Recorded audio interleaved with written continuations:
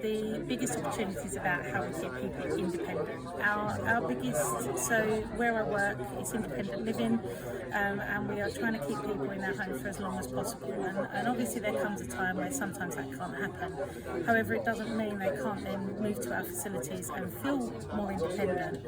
And that's what this tech and most of these things that I'm seeing today is going to allow people to do. Those that feel more confident and don't feel that they should be there, because that's one of the biggest things, I shouldn't be here, I don't need this.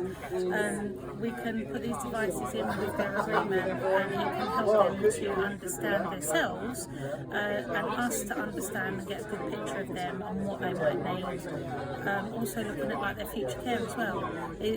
Are they starting to deteriorate? Are their patterns starting to change? How quickly can we get in and get that resolved? Because sometimes it could be a UTI that's causing them to feel unwell today, but next week they're going to be absolutely fine. But if we get it today, they're definitely going to feel fine next week, because we can get the medical support to them. And those are all opportunities that we're missing at the moment in domiciliary care, in any of the care settings, is that people present differently with symptoms.